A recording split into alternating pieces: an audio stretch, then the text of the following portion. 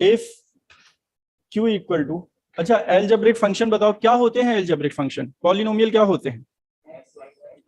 कोई quadratic equation, cubic equation, X square, X power N, ये सब क्या होते हैं? या फिर कांस्टेंट। तो हम यहां पर लिख देते हैं एलजेब्रिक फंक्शन और क्या, कोई कांस्टेंट भी हो सकता है, सम कांस्टेंट, कोई कांस्टेंट भी हो सकता है, एलजेब्रिक फंक्शन भी हो सकता है। अच्छा एलजेब्रिक फंक्शन के लिए यहां पे हम जो सबसे बड़ी पावर है वो लिख लेते हैं, और इसी को कैसे लिख सकते हो, q equal to X to the power n, ये एलजेब्रिक फंक्शन ही तो है। इसमें क्वाड्रेटिक इक्वेशन हो सकती है, क्यूबिक भी हो सकती है, और कांस्टेंट पी आई बताओ कैसे निकाला जाता है? P I 1/fd into Q, Q की जगह एक्स पावर एन लिख लें, वर्किंग रूल की तरह समझ लो इसको। देखो अब पहले एक एग्जांपल समझो, 1 कोई क्वेश्चन है D square plus 2d plus 3, अच्छा और ये एक्स पावर एन लिखा है। इसको सॉल्व करने का तरीका ये, पहले 1 कर लो। कोई बताएगा डिनोमिनेटर में जो इक्वेशन है इसमें 1 किया जा सकता है किसी भी तरह, कुछ भी कॉमन लेके, क्या कॉमन ले लोगे? जो सबसे छोटी पावर है डी वो कॉमन ले लो। डी की सबसे छोटी पावर 0 है, डी पावर 0 मतलब कांस्टेंट कॉमन लेंगे। तो यहां से अगर हम 3 कॉमन ले लें तो क्या बचेगा बताओगे कोई? 1 plus D square plus 2d/3, ये आता है सभी को करना। तो यहां पर जो हम अगला स्टेप लिख रहे हैं वो केवल बस समझना है, जब 1 कर लेंगे हम कुछ भी कॉमन लेकर, तो यहां पर क्या बचेगा, एक नया फंक्शन हो जाएगा और एक्स पावर एन। ठीक है, समझने के लिए लिखा है केवल, बाकी क्वेश्चन में समझेंगे हम। अच्छा अगर इसमें ये 3 नहीं होता तो क्या कॉमन लेते हैं? 2d कॉमन लेते, तो 1 प्लस d/2 बच जाता। आगे बताएंगे फिर क्या करना है, क्योंकि ज्यादातर कॉन्सेप्ट इसके क्वेश्चन में ही है। 1 प्लस 5d, 1 प्लस 5d को ऊपर लिखो तो होल पावर क्या हो जाएगा, -1, और फिर एक्स पावर एन। इसके बाद इसको एक्सपैंड करेंगे, कहां तक एक्सपैंड करेंगे वो क्वेश्चन में बताएंगे। ये जानते हो ये बाइनोमियल होता है, क्या होता है? 1 प्लस एक्स होल पावर -1। नहीं गलत है, 1 प्लस एक्स नहीं होता है, -x plus X square minus X plus X square minus X plus x power 4। कुछ दिन पहले बताया भी होगा शायद। 1 माइनस एक्स होल पावर -1 बताओ, ये प्लस होता है। अच्छा कोई ये बताएगा 1 प्लस एक्स होल पावर -2, 1 बताओगे? -2x, very good, plus 3x square minus 4x cube plus ऐसे ही so on. 1 minus x whole power -2 plus 4x cube.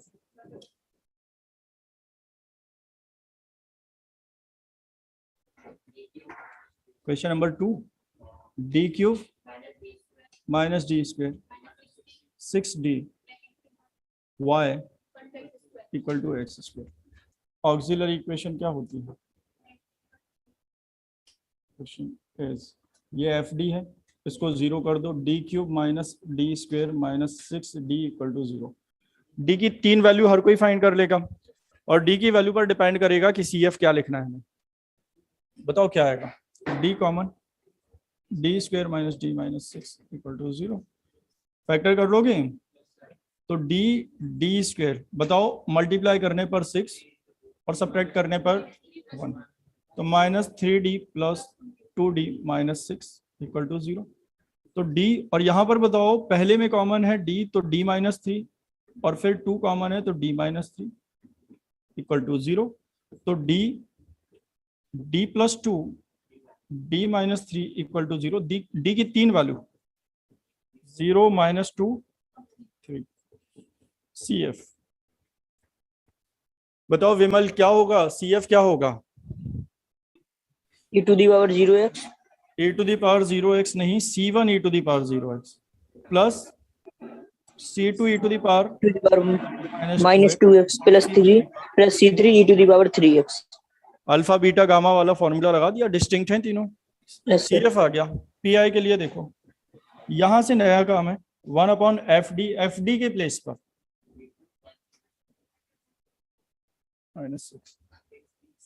-6d और फिर क्या आएगा x²। X square. पहले जो काम बताया है वो कर लो, फिर बताएंगे आगे क्या करना है। ये एलजेब्रिक फंक्शन है या नहीं? d की सबसे छोटी पावर वाला टर्म दिख रहा है, उसको कॉमन ले लो। तो P I equal to 1 upon क्या कॉमन ले लेंगे? -6d। 6d और जब -6d कॉमन लेंगे तो 1 माइनस कितना d³ डायरेक्ट लिख लोगे? ठीक है, तो अच्छी बात है। फिर तो 6d का डिवाइड कर दिया हमने तो एक d तो कैंसिल हो जाएगा और क्या बचेगा? d² minus d upon 6। सही लिख रहे हैं ये? x²। माइनस बाहर ही है तो फिर प्लस करने की जरूरत नहीं है अंदर। अब ये बताओ अगले स्टेप में क्या बताया? अभी बताया, देखो इसको न्यूमरेटर में लिखो। ब्रैकेट तो ऊपर चला जाएगा। बताओ कितना आ गया? पहले ये देखो, पहले से क्या लिखा है? -1 अपॉन 6d और 1 minus d² minus d upon 6, ये ब्रैकेट में होल पावर बताओ -1 और x²। बस अब यहां से है मेन काम समझने का। x² को कितनी बार डिफरेंशिएट कर सकते हो? 2 बार। 2 टाइम्स। अच्छा, d² का मतलब क्या है? Double differentiation. एक एग्जाम्पल देखो, सपोज x³ होता तो इसको कितनी बार डिफरेंशिएट कर सकते थे? 3 बार। पहले x³ का क्या आएगा, फिर दोबारा 6 चौथी बार में 0 अगर x पावर 4 हो तो इसको कितनी बार डिफरेंशिएट कर सकते हो? 4 4 टाइम्स। टाइम्स। यही होता है। x पावर 5 हो तो 5 टाइम्स। अच्छा एक बात बताओ, इसके आगे d³ लिखा हुआ है तो आ जाएगा, मतलब कर ही लोगे। लेकिन अगर d पावर 4 लिखा हुआ है तो इसका कोई मतलब नहीं है, वो तो 0 हो जाएगा ना, क्योंकि 3 बार होगा इसका, चौथी बार में 0। जानते हो ये? अच्छा, अगर d² x लिखा है ये क्या आएगा? 0। d² x² लिखा है ये 0 नहीं आएगा। d³ x² 0। तो अब हमें ये समझना है, ये तो सबको आ गया ये फॉर्मूला, लेकिन कहां तक एक्सपैंड करना है? x की पावर 2 है तब तक एक्सपैंड करो जब तक d² इन्वॉल्व है। d² से ज्यादा पावर आ जाएगी तो वो तो 0 कर देगा ना x² को, तो वहां तक नहीं लिखेंगे। अब देखो ध्यान से, 1 अपॉन 6d, इसको एक्सपैंड कर रहे हैं 1, क्या आएगा? 1 minus x whole power -1। x के प्लेस पर देखो, x के प्लेस पर ये है 1 प्लस x की जगह d² minus d upon 6 plus 1 plus x² ये लगा रहे हैं, ये 1 माइनस एक्स होल पावर -1 है। अच्छा, प्लस x²। अब बताओ होल स्क्वायर लिखें या नहीं? लिखना पड़ेगा। कैसे पता चला लिखेंगे? देखो x की पावर 2 है तो जब तक d पावर 2 हमें मिल रहा है तब तक लिखो। d पावर 2 से बड़ी पावर को लिखने का यहाँ कोई मतलब नहीं है क्योंकि वो 0 होना है। तो अगली बार जब हम ये लिखेंगे d² माइनस d अपॉन 6 का क्या, ये इसलिए लिखेंगे क्योंकि इसमें एक d² आएगा, a minus B whole square जब लगाएंगे आएगा या नहीं? क्या आगे लिखना है? आगे नहीं लिखना है क्योंकि वो क्या हो जाएगा? सपोज यहाँ x² के प्लेस पर x³ होता। अच्छा, सपोज ये होता x² प्लस 2x प्लस 1, तो 2 बार ही लिखते हैं। सबसे बड़ी पावर चेक करते हैं, इसीलिए हमने केवल यहाँ x पावर n लिख रखा है। अगर ये हो तो d की पावर 3 तक लिखेंगे। ठीक है, बस ये छोटा सा कॉन्सेप्ट है। अब देखो, -1 अपॉन 6d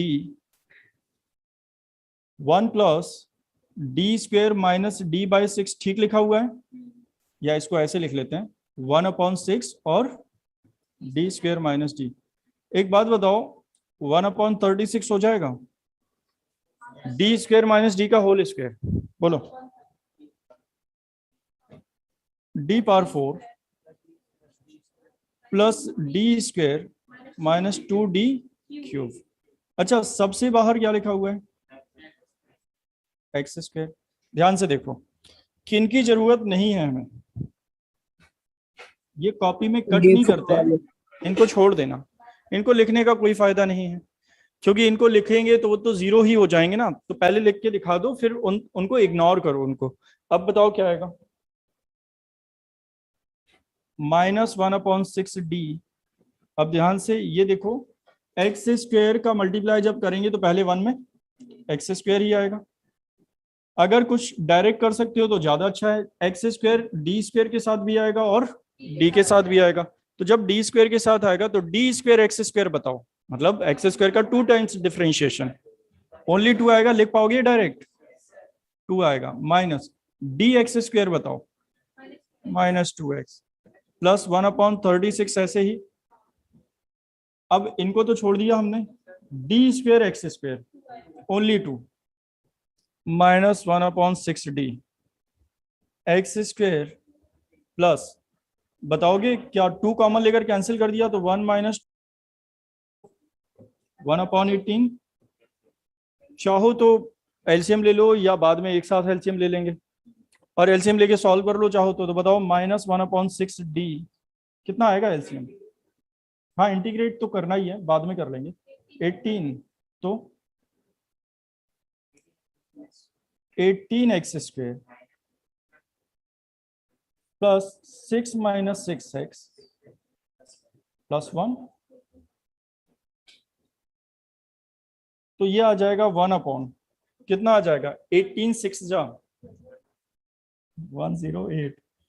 1/d बोलो क्या आएगा? 18x² -6x प्लस 7, ठीक है, -108। अब ये बताओ, इसका इंटीग्रेशन बताओ क्या आएगा? 18x³/3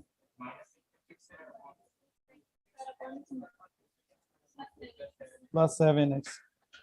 बस कैलकुलेट कर लेना, थोड़ी सी कैलकुलेशन और है। सॉल्यूशन में क्या लिखोगे? CF प्लस हाँ, PF।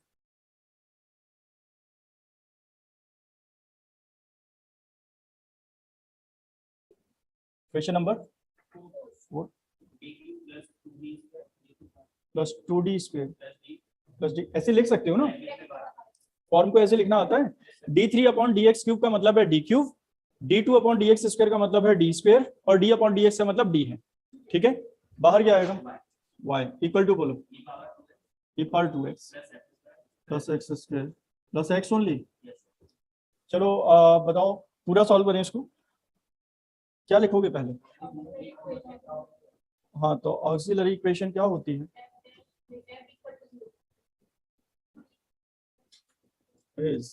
हाँ,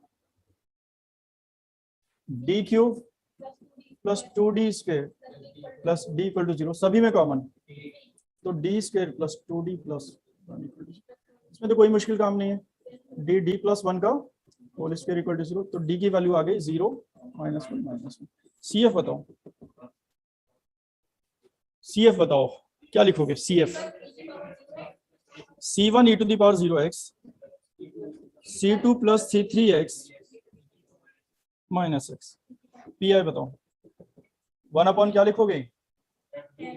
d³ plus 2d² plus d into equal to x plus x² plus x।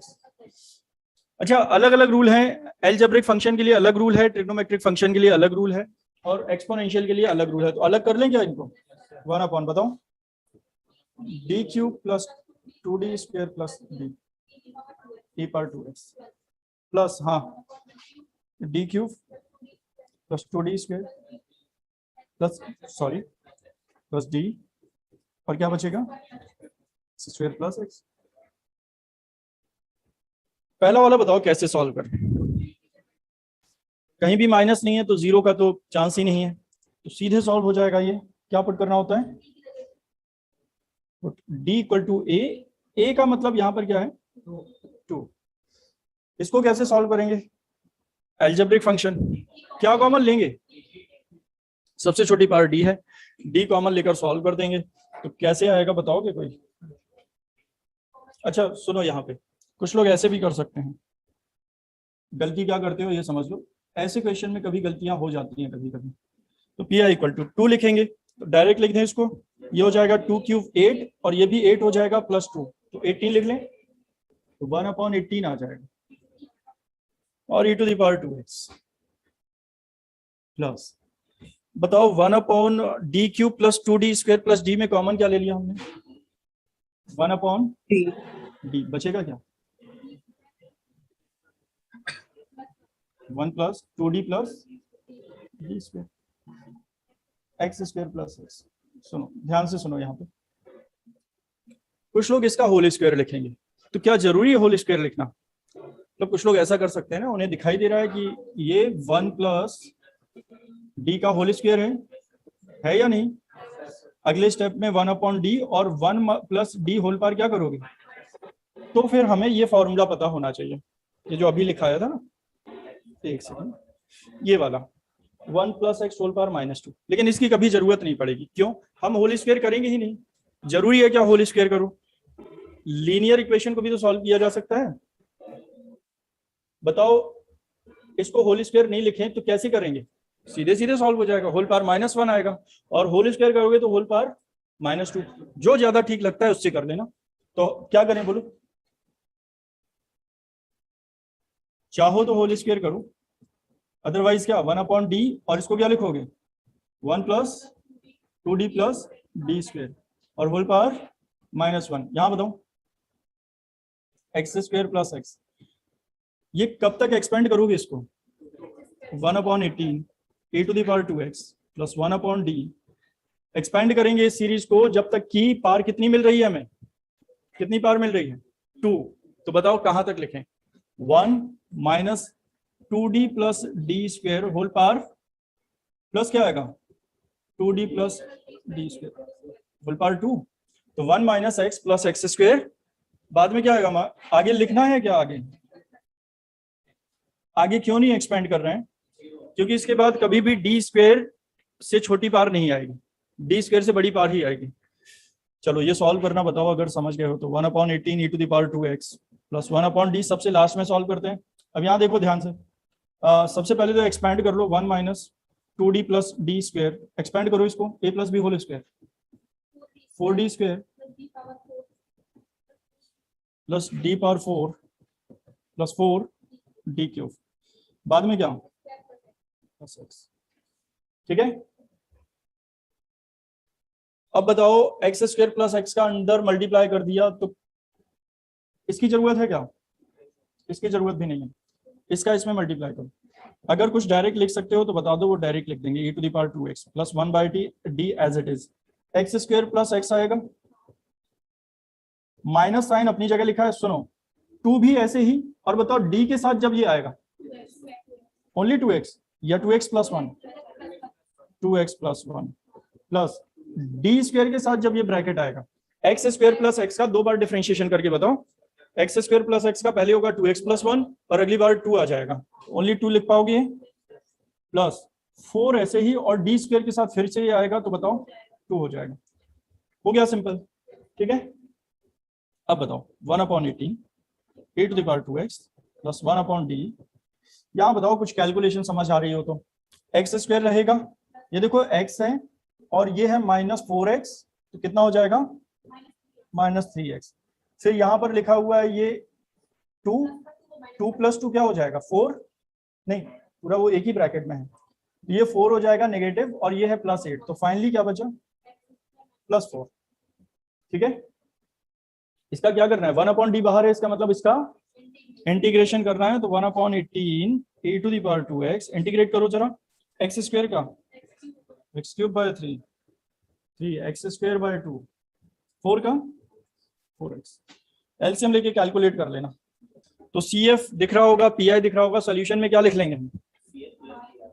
Solution y = CF + PI, बस आंसर आ जाएगा।